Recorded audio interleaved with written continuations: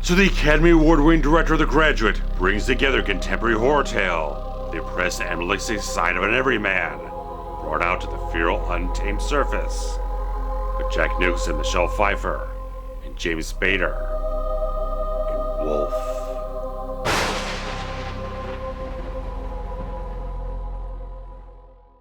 On a snowy Vermont road, Will Randall accidentally runs over a wolf. However, as he checks on the wounded animal to move it off the road, he's bitten by the wolf and is then driven off by a converging pack on the roadside. When back in New York, the middle-aged editor-in-chief of a publishing house believes the new owner, Raymond Alden, is going to kick him to the curb. His fears are soon proven true, with Alden revealing that Randall's own protege, Stuart Swinton, hounded him relentlessly to replace Will. Yet Swinton plays coy when Will breaks the news to his wife and Stuart. However, amidst an anxiety attack, Will stumbles upon Laura Alden, the daughter of the billionaire mogul, who offers him a drink to calm himself down. The two spark off a bit of camaraderie, as Will is being given an offer by her father in Eastern Europe to cast him off as a has-been. Yet the next day, Will begins displaying a reinvigorated zeal for life and heightened senses. Said senses alert him to a familiar scent on his wife's laundry, and runs to Stuart's place, where he exposes an affair between the two. Will vows retribution against his backstabbing protege by forming a new publishing house with all of his trusted authors. He proceeds to turn down Alden's offer, as Laura herself uses Will to stick it to her callous father. The relationship between the two gradually opens up and grows in affection, but when Will transforms into a feral beast in the early hours of the day, he's left bloody and confused in the forest when he awakes. His own doctor tries to get him admitted for tests, but Will tells him he's never felt so good before. This confidence leads him to leverage Raymond Alden to give him back his job with increased power and monies, which effectively puts Stuart out of a job. Yet as Will remains unsettled by weird occurrences, he visits Dr. Alizaeus, a published author, with some knowledge on animal possession. He tells Will that the demon wolf can unleash the primal beast within, but that some can be turned merely by their passions, luring the wolf out of them. He gifts an amulet that is said to keep the wolf at bay, and sometimes driving it out. Yet discounting the mysticism, Will transforms again in the night, savagely killing a set of muggers. As his condition worsens, Laura Alden tries to keep him calm and shackle the beast within. But when the NYPD question him about the murder of his estranged wife, Laura begins to believe that Will may have committed the grisly crime, especially when animal DNA is found in the wounds. Yet when she encounters a clearly turned Stuart at the precinct, she realizes who the real killer is. However, fate will soon come to a head as Stuart tracks down and assaults Laura, where Will must either drive the demon wolf out or succumb to its primal power. So hitting US cinemas on June 17, 1994, Wolf comes to us from acclaimed filmmaker Mike Nichols, who gave us films such as Who's Afraid of Virginia Woolf, The Graduate, which he won an Oscar for, Silkwood, Working Girl, The Remains of They, which had just been nominated for Best Picture at the Academy Awards right before this film went into production. But going into this entire production, ended up being the most difficult film he ever worked on. And there are a lot of problems involved with making the film, and it didn't bore out the fruit for it because it grows $131 million at the box office, which you would think a film like this would probably be a good turnaround if it weren't for the fact that it cost $70 million to produce. Now for context, adjusted for inflation, today, that'd be a $149 million budget. A film like this would not be made for that type of money today, and I'm kind of surprised it was made for that much money back then, 30 years ago. So just involving the entire thing where it's a weird type of thing where no one can really pinpoint exactly where all the costs came from. Was it paying all the stars for the entire film? Because a lot of people were other films that didn't cost nearly as much. So not everyone bore that much money out for their paychecks, and there's not as much big special effects. A lot of makeup effects, some animatronic stuff, a few little visual effects here and there, but it's not like a big effects type of movie you would see at the time that would kind of rival that type of thing, because some of the biggest films of the year, stuff like Speed, cost less than half this money. Star Trek Generations cost less than half this movie. Clear and Present Danger, the third Jack Ryan film, cost less than this movie. Forrest Gump cost less. Interview with the Vampire, which is a big lavish period piece vampire film, cost less than this movie. So a lot of films that seem like they're much bigger types of films cost less than what it took to produce this film in that same year. So very much a weird, contentious type of thing that if it didn't cost so much, it would have been a hit. But somewhere along the way, costs went out of control, things just spiraled out. There were a bunch of things, rumor about there's like a bunch of reshoots and the film was pushed back about 6 months. And so there's like a lot of things went on behind the scenes of the entire film to cause a lot of chaos that were detrimental to everything, even though the reviews were kind of kind to it. Some people felt like they liked it kinda, but weren't completely won over by like they said most people felt like the first half of the film worked for them, the back half didn't quite work as well, and it felt like it kind of went off the rails in certain places. And certainly some other people involved in the entire film also felt like they didn't quite stick the landing on the film. They didn't quite stick the landing of the themes of the story they were going for, and things just never quite landed where they really wanted to. So a lot of things going on in the entire production of their film that caused a lot of problems. They kind of skewed the entire success of the film off in different degrees in that regard. But getting back to the origin of the entire thing for Wolf here, it came from novelist Jim Harrison. He was pretty much a guy who felt like all the descriptions of the guy felt like he was very much this masculine sort of mountain man type of guy. It's like he was the kind of guy who like he was always writing all these stories about guys going out in the wilderness and going out in the world, these adventures and whatnot, and getting back to their like primal masculine roots and stuff like that. Really, really kind of barrel-chested type of ideas. And so he kind of had this entire thing, talking with producer Douglas Wick, that he had this entire episode one time where he kind of felt like he had like a lycanthropic sort of experience once. He kind of woke up in the middle of the night or whatnot, and he felt like his face had changed and morphed to a certain degree, and he ended up out in the middle of the wilderness in the forest or whatnot, not knowing exactly how he got there, and just had this weird blackout experience. They kind of morphed into sort of a genesis of the idea of what you would do if a guy felt like he was changing into a wolf in that regard, and try to tackle those elements of masculinity and stuff like that, and how it's kind of gotten lost in the current society of certain things. And so a lot of stuff got bored out and kind of developed over a course of years. And apparently Jim Harrison is very good friends with Jack Nicholson, and Jack Nicholson was very good friends with Mike Nichols, having worked with him many times before, and so that's how things chained up to Nichols. Producer Douglas Wick was not entirely certain he was the right man for the job, but Nichols was so intrigued by the entire concept, he was so much on board with it. But the problem was Jim Harrison was not a screenwriter, he was a novelist. And so trying to write a screenplay, he was writing it as if it was a novel. And a novel, you can do a lot of things that are internalized, you don't have to express things outwardly, but on film, things have to be expressed outwardly, they have to be visualized. And that was kind of the problem with his screenplay, just like, there's nothing here I can really shoot so much. It doesn't quite get it out there in that regard. So they brought in another screenwriter, Wesley Strick, who had worked on True Believer, Arachnophobia, Martin Scorsese's remake of Cape Fear. He just done uncredited rewrites on Batman Returns. So solid type of guy, good track record, came in and saw the exact same problems that Nichols saw. It's like this thing's not kind of formatted the right way, it's not kind of designed the right way. So he had to go in there and change things around and kind of bring a little bit of a different perspective to certain things. Add certain things where he's actually from New York and the film's set in New York. So he brings in a bit more New York sensibilities with some of the comedy, some of the humor in some places, some of the commentary in some places. Just adds a little bit of a different flavor to it. Changes up some elements here and there.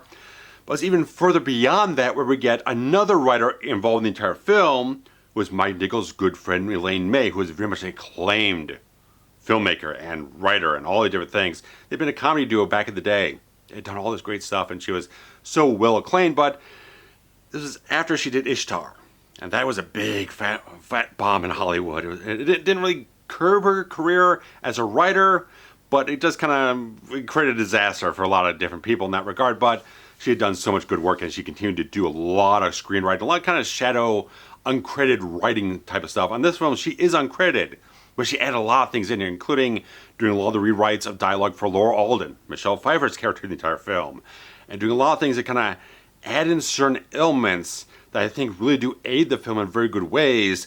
And I did find a script draft of the entire film that predates her coming on the film, which shows some of the things she did bring into the entire thing. Because in the documentary on the Indicator series UK Blu-ray, they do show that she worked on a script draft about 2 weeks after the one I found on archive.org, And so very much a lot of things changed along the way, and then things changed a little bit more beyond that, but we'll get to that in due time. And principal photography will took place between April and late July of 1993 in Vermont, Manhattan, Long Island, and Los Angeles, where the actual publishing house is located in the Bradbury Building, which is a major Los Angeles filming location for different films, TV shows, and music videos. And the Alden estate was actually in Long Island. So they really went around to find the right aesthetics, the right vibes, the right feels for everything, because the Bradbury Building has such a unique architecture to it that they felt like it would work for the sort of caged-in, oppressed society feeling they wanted to have, swirling around Will Roundel in the entire thing. And as they went along the entire production here, Mike Nichols had a very particular way of wanting to approach everything in the film, have a very grounded sensibility towards telling the story here, and it was so much the thing of kind of figuring out how to really kind of approach the entire man transforming into a wolf type of idea. And they felt like, as they're kind of banging the thing around, it's like, why don't we just have it right at the beginning of the entire film? Just like it's just the catalyst right at the start of the film, and you're into it right from minute one. And so they kind of went on the entire thing to kind of develop the story in a very naturalistic type of feel for it. They kind of just inject you into the idea right up front so you can ride it through the entire film. And I like the fact that everything does have that grounded naturalistic feel. Even the cinematography from Giuseppe Rutano has that sort of sensibility, but there's also a lot of different places where there's like really inspired visuals. Like a few places where it kind of expresses itself, because it gets a little bit more emotion out of what it's showing you on the entire screen here. So a few moments that really kind of accentuate certain things, but a lot of times they're kind of making it feel grounded and have that sensibility where you could kind of project yourself a little bit into the situation. It's not too stylized where it kind of separates you from the reality of the entire story here.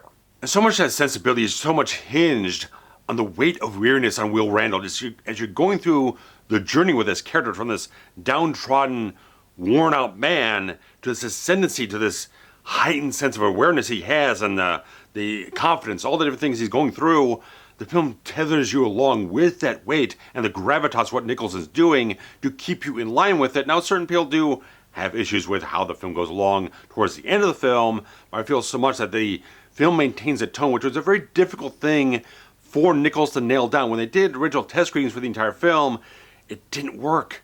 Like, they had certain people laughing at certain points in time that didn't really kind of nail the tone and work it around to where it really kind of would compact it and kind of tighten it up and stuff like that to make sure everyone was on board with where the story was going and the different turns it had. So very much an interesting type of thing how the film, as it went along in this production and post-production process, really got dragged up, because the film was originally dated for December 1993 release date, but as things went along and they had to kind of rejigger things and do some other things along the way, it got pushed back about 6 months in that regard. So very interesting type of thing how the film was a bit of a struggle or wrangling around situation to try and figure out exactly how all the mechanics would work together. And the makeup effects on the film were such an interesting affair, because as they're going in the entire thing, they contact Rick Baker, who is known so much for American Werewolf in London. And Baker is such the artist, he doesn't want to repeat his own work. And there was the thing that they didn't want him to do the same thing. But there was all the thing that Baker got into makeup effects because of the original Wolfman movie. And it was such a thing that we were so dead set on doing that type of thing. And that's why I did start work on The Howling. Handed off to Rob Bottin, then went off to did American Werewolf in London. And so much the guy claimed on like being the master and that type of stuff.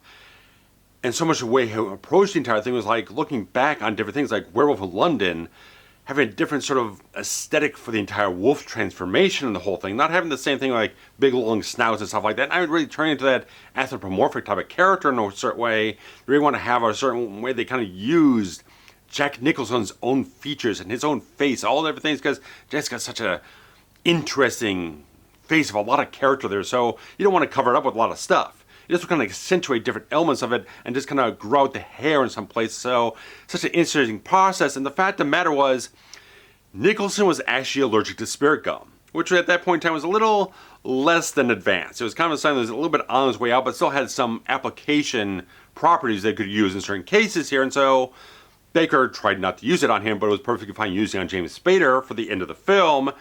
Well, one of the problems was that he was kind of doing up Spader and then Nicholson on the same day, and halfway through doing Nicholson, realized, I'm using the wrong gum. I'm using the spirit gum on him, but it didn't seem like it was having a reaction to Nicholson, so he just kind of quietly just kept going along with it. But apparently the next day, Nicholson showed up with a bunch of red welts on his face, and did get hot. She treated Baker with a little bit of little kid gloves in that thing. It's like he was upset, but it's like, okay, if it's just an honest mistake, Nicholson was in there. It's like, don't let it happen again. And Baker was so profusely apologetic. It was everything I see about Rick Baker. He's such a nice, even-tempered type of guy. He's very much gentleman in that regard. So he did really wonderful work creating all the stages, the phases of changing Nicholson into this Wolfman in a certain way, having all the different things going off where it's like the teeth coming out from the bottom. It's like they're more jutted out from the bottom, which is right from Werewolf of London. And so taking those cues and kind of advancing with the technology they had at the time to really kind of just accentuate so many different things that make Jack look absolutely ghastly by the end of the film. With Spader, it's a little bit of a different thing because Spader has such a nice smooth face. It didn't have all those kind of like real kind of rough edges and kind of interesting characteristics. So he had to kind of do his thing is to kind of pump up his like cheekbones and the brow and stuff like that, kind of do him up a little bit more to kind of bring him up to Nicholson's level to kind of have it not look so kind of silly to a certain degree. He really had to kind of make him look a little bit more animalistic in that regard. So he did a really wonderful job. It's like everything he did with the makeup is so fantastic. Even the little bits of gore, there's not a lot of gore in the film, but the few bits we get with little slashes, cuts, things here and there, did an exceptional job in the whole thing. But when you have some of the animatronic wolves in the entire film, it was not Rick Baker. They actually contracted Tom Woodruff Jr. and Al Gillis, who were Studio ADI, to do the entire thing. And Baker was a little put off because, like, well, I can do those things as well. I can't just do the makeup. I can do that stuff as well. And ADI usually does pretty nice work and stuff like that. But I feel like their wolves just look kind of mechanical. They don't really convince me. There's a lot of times in certain films, like, some people will do some fantastic work and you can't tell. Because, like, if you go back to The Thing and what Stan Winston did for the wolves in that film, phenomenal work. You can't tell one thing from the next, exactly what was real, what was animatronic, seamless work in that regard. Here for Studio ADI, I always find it like I look like I'm looking at an animatronic. Some places where you have both those and the actual wolves in the same scene, you can definitely tell which one is which. So it's not the best work on that regard. Not terrible, but definitely shows the hand that it's not the most refined quality you could possibly have with it.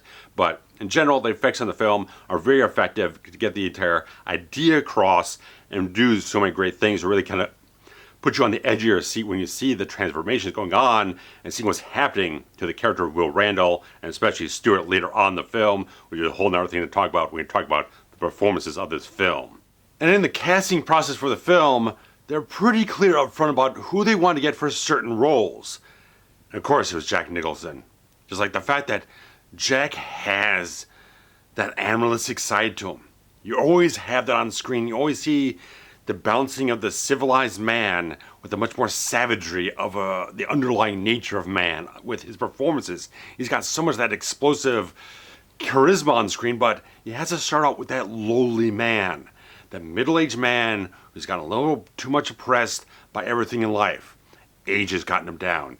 The politics of his job have gotten him down. He just feels too worn out to stand up for himself in these situations where Alden's coming in, he's purchasing things up, he's going to shuffle him off to some weird job in Eastern Europe that's going to be pigeonholed and discounted and all the type of stuff. He just doesn't have the energy to stand up for himself and fight for what he believes he deserves. And so it's so much the progression after the bite and seeing how it slowly turns him around the entire film as he starts to get more of that prowess back between the aggressiveness in the politics, the sexual awareness about himself, the aggressiveness and how he goes about things, that he has the passion for it so much, how it all injects all that back into him as a young man in an older man's body, and how all that stuff going on where you start to see the Jack you know, the Jack you crave, all the different things, and seeing how that progresses, but you still have the balancing out between two different things as you have weird things happen to him and he's not sure what exactly is happening to him when he has the weird heightened senses, the weird things going on with some of his physicality in some places. Weird things keep happening to him and sort of starts changing the trajectory of where he's going in the film and how he's coping with what's happening to him. He's getting a lot of benefits from it, but there's also some very dark things happening to him that he can't explain and is scared about. I like how that works for the entire character here, that all these different things mash up and you can't really reconcile having one without the other. And so it's all these different things where he's trying to find scientific answers and all the different things, but then he goes off to Dr. Alzeus and getting all those pieces of information about lore and everything that really just kind of tips off to certain things that he starts believing it because he has nothing else to believe in. I like how the entire thing goes along with his character and all the stuff he has becoming that alpha wolf, the alpha male in the situation. It's so exciting to see that in the entire film, seeing this character awaken from this kind of deep slumber he's been in through all the different things in his life at this point and coming alive and coming again on all this stuff where he's being a mover and shaker with Alden and kind of being this relentless bastard and stuff like that about all the different things he's going to do to kind of get this entire conglomeration of different authors together and kind of go off and do their own thing and build their own publishing house and try to bury Alden and everything like that in the press and stuff like that. It's like he's being a real son of a bitch the entire thing. And Alden, he respects that so much. It's like, I like that mentality about the guy. So yeah, sure, I'll give you whatever you want. Give you all the money, sign the contracts, all the type of stuff. And when he's going up against Stewart, after Stewart's, then all the backstabbing, all the slimy things in the entire film, they kind of be two-faced about everything, duplicity about everything like that. He's acting like he's always so... he's so apologetic about different things, but it's like it's so transparent. You could definitely see it. Why don't you get someone like Alden or Will Randall, kind of getting that acumen about themselves, they can see right through the guy. All his lies, his deceptions, your bullshit, and just like how Will Randall goes about the entire thing of just sticking back to him and just ripping him apart in some place. Like, I love all the different things. Do you see with the character, you're having those wolf traits where he's like marking his territory in the bathroom when he pisses on his shoes.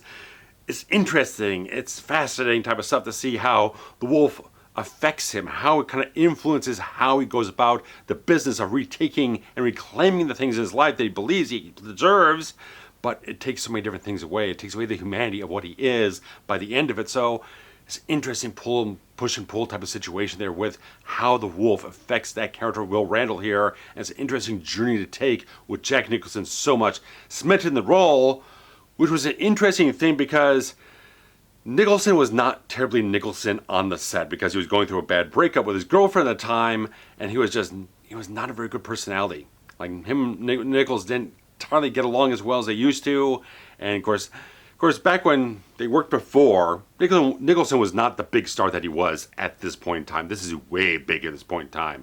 This is after Oscars, this is after Batman, this is after A Few Good Men. A lot of big stuff behind him in recent times. They get a lot of stuff on him, so he's a big movie star. So even Nicholson had a few things that didn't perform very well theatrically, commercially, stuff like that. He was such a big name that he was constantly a big star. And so it's an interesting thing, like, it's a different dynamic. The fact that he's in a certain place in his life where he's not entirely as enthusiastic, he's not quite as easy to get along with. He's a little bit more kind of temperamental at certain points in time. So it's an interesting tension behind the scenes of different things that can, again, contributed to a lot of the problems going on with how Mike Nichols says it was one of the most difficult productions he ever worked on. But moving on from that, Michelle Pfeiffer, talking about a person who's just on a real hot streak at this point in time. Just like a lot of stuff, like she's at her peak at this point in time. Again, right after Catwoman, which is one of the best roles she ever did. So whatever people kind of said negatively about Batman Returns, they definitely praised her performance so much. She was just so iconic in that role, and she's done so many great things at this point in time. And she was like, exactly. They were just thinking directly, it's Michelle Pfeiffer. And then they got a lot of other actresses to come in and kind of read for the role. They're kind of like, she's kind of top of the list unless someone really comes in and just way crests over the top of things, but she so much got the role. Again, Wesley Strick just wrote a bunch of stuff for her on Batman Returns, so a little bit of relationship there, and she very much appreciated what he wrote on Batman Returns for her. So great little character here for Laura Alden here, because interesting kind of cold, abrasive character. It's kind of a rude type of character at first because she's got these barriers up, and as you learn more about the character, you understand why there's a rift between her and her father, because apparently she had a brother, had suffered from a lot of mental illnesses, and she's close to being this sort of professional psychiatrist, but not quite there yet, and couldn't quite help him out before he took his own life. And so you can definitely perceive where the rift has between the father and the daughter there, because clearly there was something that happened with the son that the father really wasn't helping with, and she was very much trying to help out, and it just broke him apart entirely. So all the different things that she sparks this relationship with Will Randall almost as spite. The fact that just because he disapproves of him and all the different things, and just something that just to irk her father. But it kind of goes along the whole thing where she first meets Will Randall. He's this kind of like worn out, anxiety driven type of guy. It's like he's a kind of a wounded animal in that regard. And she's very much kind of taking that sort of pity on, that sort of sympathy on him and stuff like that. So it's like it takes a while for her to kind of warm up. She's still kind of abrasive, a little cold and whatnot, but it kind of slowly gets there. They build the tracks a little bit at a time. It's not easily earned, but she moves forward just a little bit at a time to a little bit more of herself out. I like how that progresses so much. And as they eventually get much more romantically involved when he's at the Mayflower Hotel, she goes in there when he's trying to handcuff himself to the radiator and all the different things. And there's the one little scene there where he's just got him handcuffed behind his back. And they just have that real kind of steamy scene. There's like Jack always had that magnetism, that kind of sexual prowess in a certain way. It's like he might not have been visually kind of the most sexy appealing guy like a George Clooney or Brad Pitt, whoever you want to choose, but he always had that magnetism on screen to really kind of attract your attention in such a captivating way. And this scene really achieves it. They really had sparks crackling for the first scene, and they build on it slowly, gradually, getting up the whole thing, and just like really, really good. You're really convinced so much. These two have wonderful chemistry, one another. I like so much exactly what she's doing. She's so phenomenally talented. She's so excellent in the entire film, and showing a character that does have its own dimension, own agency in a certain place. So it's not a throwaway character. She's written very, very strongly. And like I said, Elaine May came in and strengthened out her character so much, strengthened out her dialogue to create much more depth and more dimension for her. So everything came off very, very well with her performance. But you gotta talk so much about James Spader because he's such a great actor as well. As like such a typical sort of Spader role, but he does it so very well. The sort of slithering snake, slimy, deceitful character. He does some of these dark characters very, very well. And the fact that he's doing all these things kind of like behind Will Randall's back, talking to Olin, kind of pestering him so much to take Will Randall's spot in the company. Well, he's telling Randall on the other face, saying like, oh, I didn't ask for this stuff. If you tell me to turn it down, I'll turn it down. He's trying to massage over here while he's stabbing him in the back over here. And it's such a great type of thing. So like, it's simple sort of office politics type of stuff, but casting it with such a great actor here, you can see the fiery quality of the character. When we finally have the entire scene in that bathroom, when Will Randall comes up saying, I took your position, I'm firing you. And Spader just like, he drops all the pretense and just saying, I'm the best thing for this company. And he's just wrenching it out, just spewing the venom out and everything. That's the true nature of the man coming out of the fact that the deceit, the betrayal is his nature. It's something that just does as a natural function. And so much the great fusion I love how the fact they treat the fact that he gets bit.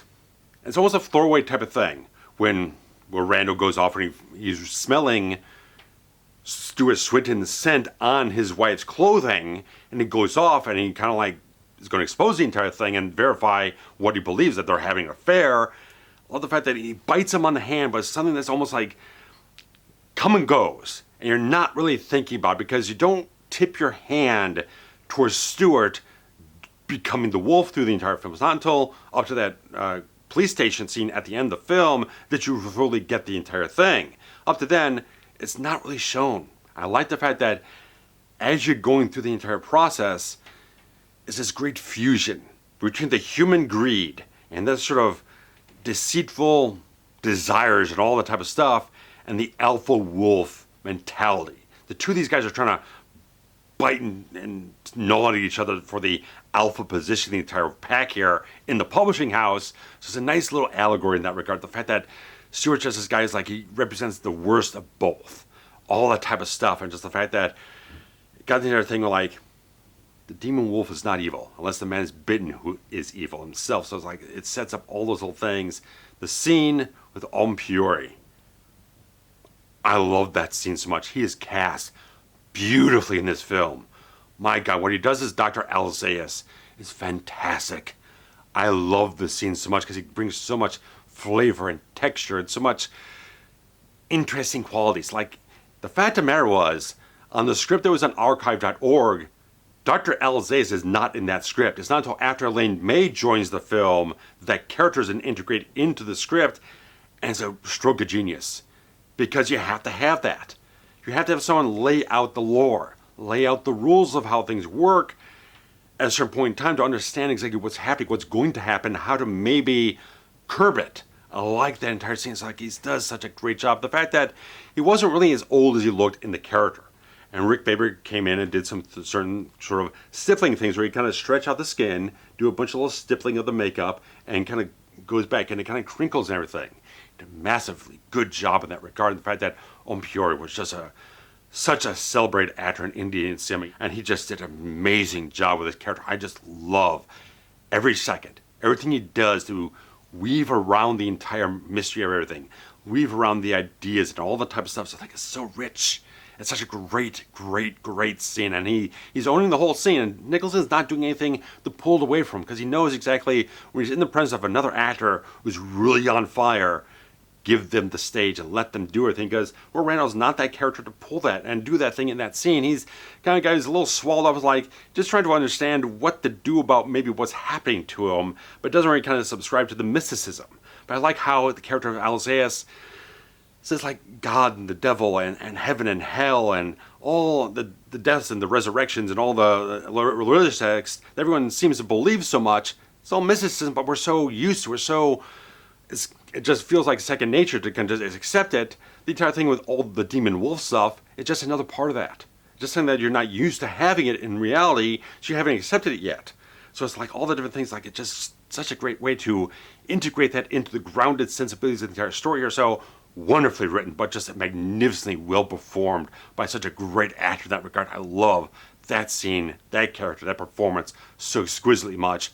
It's just blockbuster type of stuff. And Christopher Plummer in the entire film, because the interesting thing is that the Raymond Alden character was being flip-flopped in the script between whether it was going to be the brother of Laura Alden or her father. And there are a couple of different names that threw around, because when it was going to be the brother, one of the guys who actually came in to audition for it was Mick Jagger. And the unfortunate thing was, as he was coming in to kind of present himself for the character, they already kind of made the decision that they weren't going to go that route. They were going to make it the father. And so it's kind of like Wesley Strick, who kind of pushed for the entire idea there, that they kind of had to go off and tell Mick about the entire thing. But I feel like Mick Jagger, from what I've heard about him on other productions, being very much a gentleman, a professional, I think he would maybe be a bit disappointed, but kind of be understanding and not kind of be a dick about the whole thing. So the other interesting thing is that when they decided to do the father thing, they got a call from Marlon Brando. And they're like, oh, and Brando's a fantastic actor, but we feel like it's going to overbear the entire story here. It's going to become the Marlon Brando movie. And it's not a Marlon Brando movie. There's a character who has a couple little scenes of the film to aid in the story. He's not an overbearing character. He's not supposed to steal the spotlight. It felt like, from the reputation Brando had on many different productions, it felt like we don't really want to take on the brunt of that entire thing. So they kind of found certain ways to kind of massage it off, to kind of move him along. But Christopher Plummer, never a downgrade. Always a fantastic actor to get in everything, and he hits it right on the money. I love the mentality of the character that respects power. And it has a certain finesse about dealing with things. When he's kind of taking off Will Randall on the walk on the estate, they kind of offer him the Eastern European job that's far less money, far less importance. Just kind of a way to kind of like make him quit instead of firing him. Kind of bury him in the process to where he's not going to object, but he's going to feel miserable, and he's probably going to quit at some point in time. We just don't want him around. So like I like the quality of that sort of callousness about the character, but he's also going about it in an elegant way. So it creates a certain disgust about the character in that regard and how he deals with his own daughter, dealing with other things in the entire film. I like the fact, again, like I said, when Will Randall takes that turn and he's being much more the hard-edged son of a bitch, that Raymond Alden takes that respect. Like Plummer's was just a magnificent actor. Always just nailed so many great things, one thing after another. Brilliant type of work from him. And of course, you got David Hyde Pierce here as Roy McAllister, another one of Will Randall's sort of proteges in the entire film, and he does a really nice job with a really kind of small supporting role, but solid type of work from him. David Schwimmer shows up, talking about 90s sitcom stars, as a NYPD cop for a nice little beat there. And of course, Kate Nelligan as Will Randall's wife. She does a really nice job just showing the kind of conflicts and combative qualities of the sort of deteriorating marriage and all the different things going on in that regard, and especially when she kind of comes back to him, trying to crawl back and saying some peculiar type of things like, I'll take whatever punishment you want, or I'll do whatever it is that you want to do to me, and stuff like that. Interesting type of dialogue to write in that regard, but she does a really good job to show that sort of strained quality and the fact that she made a mistake, wrong judgment, going on with Stewart, having the affair there, but Will Randall in this state, he's not going to take her back, and just like, it's such interesting dynamics that she plays so very well with Nicholson, and the fact that Mike Nichols just putting a really fantastic cast of really exceptionally well cast roles that are written so very well, such rich characterizations across the board, and done such a great job directing all the talents to really great performances. But moving on to the score for the entire film, composed by Ennio Morricone, who's like one of the most celebrated names in the field. It's an interesting type of thing how he was going about approaching the score here as if he was composing a dream. And so much how you compose the score for a film kind of affects how people receive it. And if you don't have the right score applied to kind of get the right tone, the right feelings, the right atmospheres on the entire story, it can affect it in a negative type of way. And it was an interesting thing in the scoring sessions how producer Douglas was kind of saying like, it doesn't feel scary. It doesn't feel like it's accentuating the moments of terror the film really does have. And so it's kind of the weird thing, like Mike Nichols said, you're forcing me to tell Ennio Morricone how to do his job, to force me to tell him, you gotta put a stinger in here somewhere. It was just the type of thing, approaching a guy who's a giant in the field, it was like you'd never want to even intrude on telling him what to do in the middle of his job, how to do it. You're telling him, man, you gotta go off and do this for the film. So it was an interesting experience, but I think it comes off in a very well sense because it does reflect a sort of adult romantic drama element of the film so much. There's a lot of that in the film. It's not quite so sweeping, but there's certain just romantic ebbs and flows through different tracks on the entire score soundtrack that really kind of bring out the different elements of emotion in the story so much when you're dealing with Will and Laura and different things going on. They're just adding different qualities, and it's certainly like the texture they have for the main theme. It's like this little sort of crackling sensibility of this little prickly melody that goes on the entire thing. It's like it comes in and just kind of has a certain quality about it, just kind of creeps up on your skin a little bit. It's nicely done. It's like there's not like anything that feels like it's like directly like it's Hellraiser or it's Halloween or it's a Nightmare on Elm Street. It doesn't feel like a score that's kind of carrying to that end of things. It's definitely approaching it as a drama to a certain degree, but still having elements on top of it that do tap into the elements of horror, a little bit of terror, a little bit of atmosphere in some places here. So it's an interesting listen. Unfortunately, from my research, it's no longer in print. It's not available in digital music services. You probably can find some place where it's unofficially available in some places, but not officially available unless you want to go on the secondhand market, which you'll see exactly how much it costs to kind of grab a CD from it or stuff like that. But I think Morricone did a very solid job to accentuate certain tones in the film that I think does work out very, very well.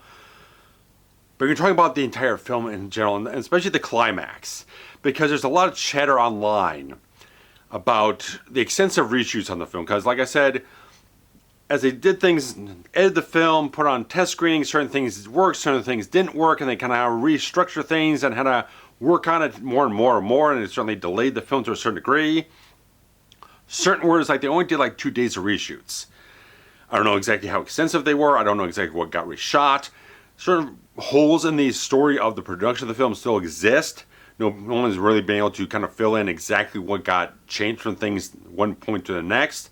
Certain things like in terms of one draft to the next, certain things changed in terms of the fact that the Puri character didn't exist in the ones pre-Elaine May, and certain other things changed in terms of the ending of the film, because in the draft I found up on archive.org, it's interesting type of thing that they have basically most of the same climax. So we have the wolfed out versions of Stewart and Will going against each other, but the interesting thing is in the draft I read, which was a Wesley strict draft of the entire thing prior to Elaine May coming on, they had the entire thing where Laura's kind of patching up Will, where he's still kind of partially transformed, almost like with a snout and some things like that, and she forcibly has him bite her so that they can eventually abscond and become wolves together.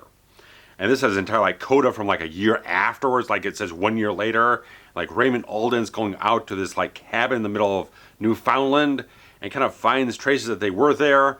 Then at the end of the entire thing, you kind of see like these two piercing wolf eyes in the wilderness. So interesting type of thing. They still had some of the same ideas. They just kind of went about it in different ways over the place. And like one of the people on the documentary on the Indicator series Blu-ray says they had one thing where like, oh well, she was going off and kind of like visiting him. She's not turned, but he is, and almost like coming in like as a pet to a certain degree. So it's like they kept trying to find the right ending over and over again. And so I can see why some people might feel like they went off, they did one ending, shot certain things, didn't work, they went off and changed it again, and some people still felt like it still didn't work. But talking about the entire climax, the entire film, as we get the entire thing revealed as Will Randall's being accused of possibly murdering his wife. Now, of course, Laura Alden, through a series of suspicions, begins to believe that Will Randall's the one guilty in the entire thing because she knows he's kind of turning into this beast nightly and stuff like that.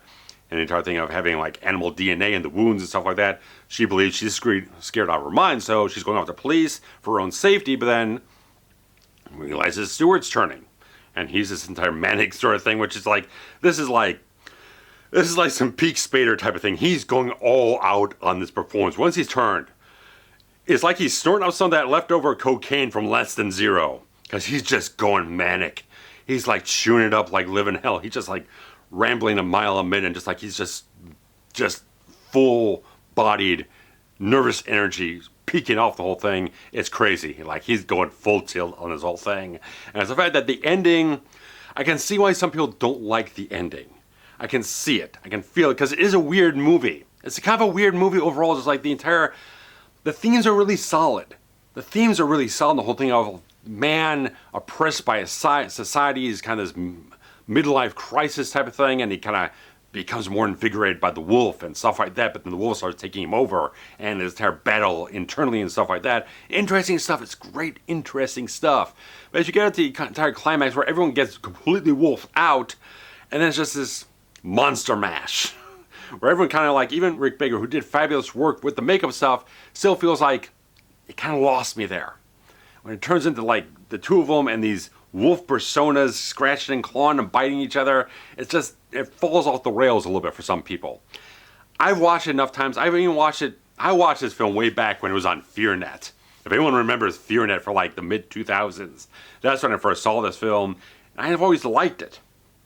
But I could definitely kind of see that it kind of goes off from the grounded reality into something that's just tapping a little bit more into the schlocky end of things. You've gotten a really solid grounded story with some very relatable themes that kind of goes off into much more of the hairball fantastique. And so it's like, I can see it, but it's like I still get something from it. I mean, we had the full maturation of the themes in the story here where Will finally fully turns to the wolf. He's turned too far to go back into the humanity of things, so it's such a sad, tragic ending in that regard. And then you have the entire thing of the passions of the wolf being able to change him without being bitten, which happens with Laura. And it just has a very interesting, almost like a Grimm's fairy tale story. It's like it's sad, it's tragic, it's violent, it's ghastly, but also has such a mystical element to it that feels otherworldly, ethereal to a certain degree. It's such an interesting, bizarre type of thing to kind of see it and get entrenched in the whole thing, but you can definitely see how it kind of disconnects some people. How you go off the entire thing. So as they go off and have this entire just ripping and tearing and jumping all over the place and leaping and tackling each other and throwing each other around, it's entertaining. It's not boring whatsoever. The film's never boring, in my opinion. It's like it's always engaging, whether it's on character or dramatic level or just getting way over the top of the entire thing at the end of the film. It's always got something going on that's very much compelling in that regard. But it was an interesting thing, like one of the points where Stewart gets thrown across and lands on the steps. There was a stuntman, of course, but he hit so hard that it actually knocked him the hell out because they had like a 1/4-inch rubber type of lining on the entire steps. Wasn't nearly enough to kind of break the fall.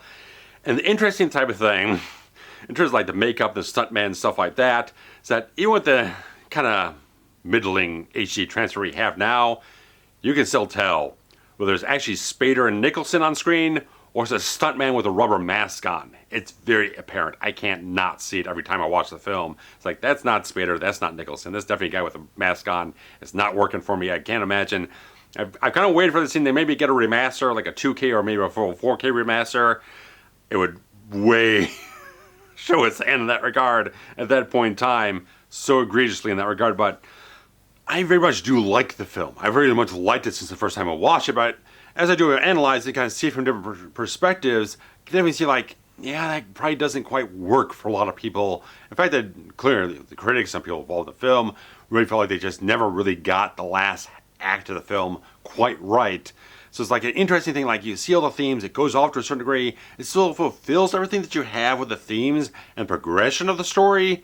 I just feel like there's probably some stuff in that climax that just goes too far with it. If you maybe dialed it back a few notches, maybe it's not quite so elaborate in a certain way. I don't know. I know there were a lot more talented people working on this film than I that really couldn't quite figure it out completely. So it's something a matter of taste. If you can kind of go along with it, get to the escalation, the ascendancy of the stakes, the fantastique in the entire film as it goes along in that regard, it might strike you right, but some people, it just falls off. So guys, very much like to hear what your thoughts are on Wolf. I covered this film all the way back in 2013. It was a very kind of short, off-the-cuff type of thing that didn't have quite nearly as much of this information, because a lot of this information was not available at the time I made that video. A lot of stuff has come up through, there was a memoir done, there was a kind of a biography done of Mike Nichols a couple of years ago that has some information in it about the production of the film. Of course, the 2018 Blu-ray from Interconnected series had a very meaty documentary and a certain limited edition booklet that had a lot more information in it. So a lot of stuff has kind of come out here and there, little trickles here and there over the years that really made this entire video very much possible. And so, again, very much like to hear what you guys feel about the entire film in the comments below. Hit the like button if you very much enjoyed what I had to say about the entire thing. Subscribe if you haven't. If you much enjoyed this, there's a whole lot more of where that came from. And or there's a super thanks feature to contribute anything monetarily to the channel. And the Patreon to also get early access to everything we post here on the channel. But anything like that, guys, sharing links around, liking, subscribing, commenting does a lot to feed the channel, make it very healthy around here. So guys, thanks so much. Take care.